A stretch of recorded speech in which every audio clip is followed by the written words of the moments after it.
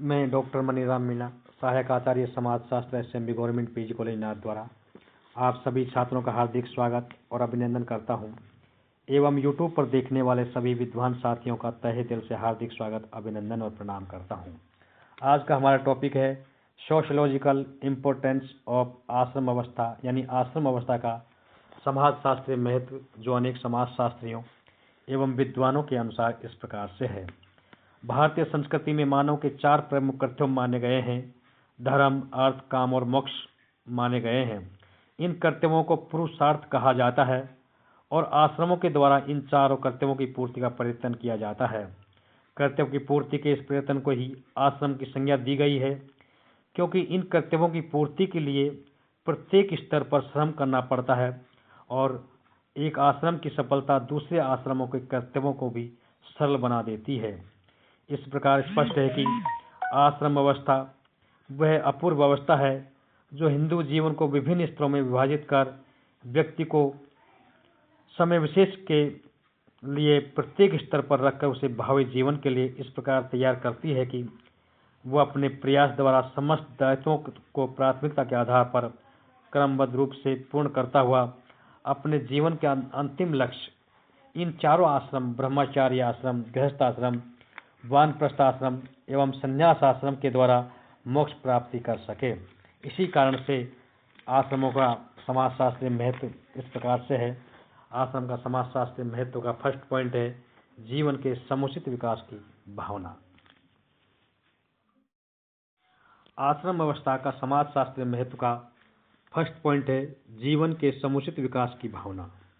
जीवन के समुचित विकास की भावना आयु के बढ़ने के साथ साथ व्यक्ति की शारीरिक शक्ति, कार्य क्षमता, अनुभव एवं शारीरिक एवं मानसिक प्रवृत्तियों में भी परिवर्तन आता रहता है।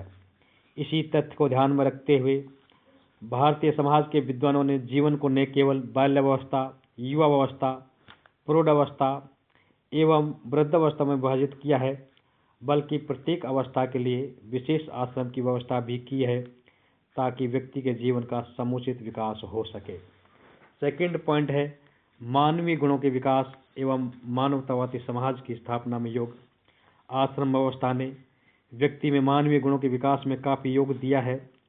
चारों आश्रमों में व्यक्ति के कर्तव्यों का निर्धारण इस प्रकार किया गया है कि उसमें त्याग, परोपकार, सहिष्णुता, सामाजिकता, सरलता, उदारता, आध्यात्मिकता और बंधुत्व जैसे गुणों का विकास हो सके और इन सब गुणों के विकास के परिणाम स्वरूप समाज में ऐसे व्यक्तियों का निर्माण हो सके जो एक मानवतावादी समाज की स्थापना करने में अपना महत्वपूर्ण योगदान दे सकें। तीसरा पॉइंट है व्यक्ति और समाज की पारस्परिक निर्भरता पर जोर। व्यक्ति और समाज दोनों एक दूसरे के पूरक हैं और दोनों का विकास संतुलित रूप से पारस्परिक निर्भरता को बनाए रखने पर ही निर्भर करता है। व्यक्ति प्रत्येक आश्रम में अपने दायित्वों का निर्वाह करते हुए ये भली भांति समझ लेता है कि वे केवल स्वयं और अपने परिवार के लिए ही नहीं जीता है, बल्कि ये स्पष्टतया जान लेता है कि समाज ने भी पग पग पर उसके साथ अपने विकास में महत्वपूर्ण योग दिया है। अतः समाज के प्रति उचित रीति से अपने दायित्वों को निभाने का भाव भी उसमें जागृत होता है, जो एक बहुत ही महत्वपूर्ण माना जाता है भारतीय समाज के लिए। नेक्स्ट पॉइंट है नंबर 4 बौद्धिक विकास, ज्ञान के संग्रह एवं प्रसार तथा समाज की सांस्कृतिक परंपराओं को पीढ़ी दर पीढ़ी हस्तांतरित करने में महत्वपूर्ण योग।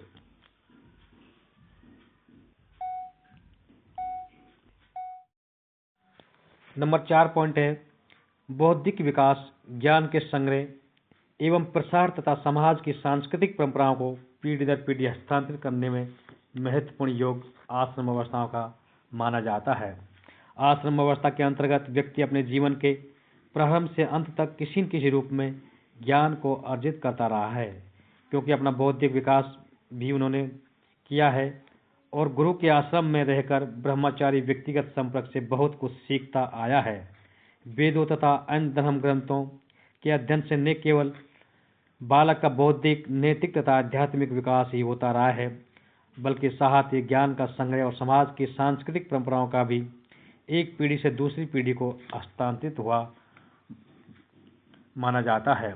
नेक्स्ट पॉइंट है सामाजिक नियंत्रण की दृष्टि से महत्वपूर्ण भूमिका।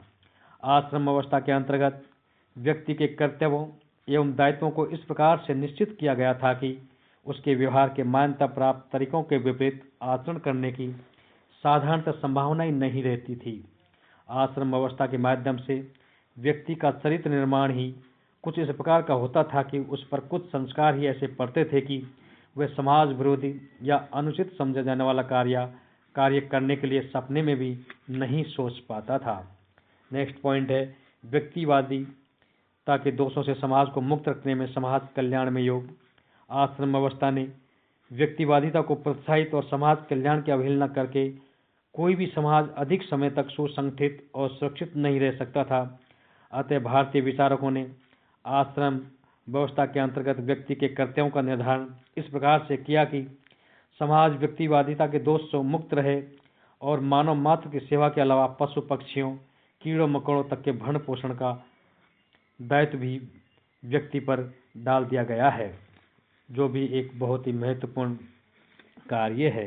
व्यवहारिक और उपयोगितावादी। आश्रम अवस्था के अंतर्गत व्यवहारिक एवं उपयोगितावादी पक्ष पर विशेष ध्यान दिया गया है, क्योंकि यहाँ व्यक्ति के कर्तव्यों को निर्धारित कुछ इस प्रकार से किया गया है कि संपूर्ण समाज का हित हो। यहाँ धर्म के अंतर्गत भी कर्तव्य पक्ष पर विशेष जोर दिया गया है। गृहस्थ आश्रम में संपन्न किए जाने वाले पंच महायज्ञों की सामाजिक दृष्टि से काफ़ी उपयोगिता थी, क्योंकि व्यक्ति को यहाँ उद्यमी बनाने का प्रयत्न किया गया है। अर्थ को पुरुषार्थ मानकर धन कमाना व्यक्तियों के लिए आवश्यक बताया गया है, परंतु यहाँ धन को केवल स्वयं की आवश्यकताओं की पूर्ति का साधन नहीं माना गया है। धन का उपयोग तो संपूर्ण समाज के हित में करने की बात कही गई है। वानप्रस्थ एवं संन्यास आश्रम के माध्यम से व्यक्ति को सामाजिक कार्य करने एवं अपने त्याग की भावना को विकसित करने का अवसर मिला है। आश्रम अवस्था का मूल्यांकन।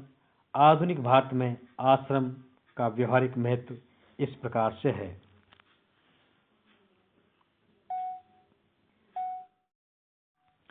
आश्रम अवस्था का मूल्यांकन।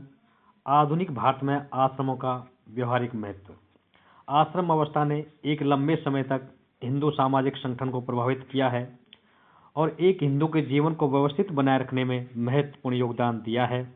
इस संदर्भ में एक प्रश्न भी उठता है कि इन 4 आश्रमों में से सबसे अधिक महत्वपूर्ण आश्रम कौन सा हो सकता है। वैसे तो सभी आश्रमों का अपने अपने स्थान पर महत्व है, क्योंकि एक आश्रम दूसरे के लिए पृष्ठभूमि तैयार करता है। फिर भी हम ये कह सकते हैं कि अन्य आश्रमों की तुलना में गृहस्थ आश्रम अधिक महत्वपूर्ण माना जाता है, क्योंकि ब्रह्मचार्य आश्रम का काल छोटा है और इसका संबंध शिक्षा प्राप्त करने से ही है, और वानप्रस्थ एवं संन्यास आश्रम वानप्रस्थ एवं संन्यास आश्रम में व्यक्ति केवल मोक्ष प्राप्ति के लिए ही प्रयत्न करता है। गृहस्थ आश्रम से ही व्यक्ति अपने 3 पुरुषार्थ धर्म, अर्थ और काम की पूर्ति करता है, तथा अन्य आश्रम भी इसी आधार के सहारे जीवन प्राप्त करते हैं। अतः गृहस्थ आश्रम को सबसे अधिक महत्वपूर्ण आश्रम माना गया है। प्रश्न ये भी किया जाता है कि आश्रम अवस्था ने भारतीय समाज को किस सीमा तक प्रभावित किया है। यह व्यवस्था व्यवहारिक रूप ले सकी है अथवा सैद्धांतिक व्यवस्था मात्र ही थी। इन प्रश्नों के उत्तर विवादास्पद हैं, क्योंकि कुछ विद्वानों का मत है कि ये सैद्धांतिक व्यवस्थाएं थी, व्यवहार में इनका पालन नहीं होता था, जबकि कुछ विद्वान इसके विपरीत मत प्रकट करते हैं। महाभारत में आश्रम अवस्था का अनेक स्थानों पर उल्लेख मिलता है। इस व्यवस्था ने ऋषि मुनियों, धार्मिक लोगों एवं कुछ राजाओं को बहुत प्रभावित किया था।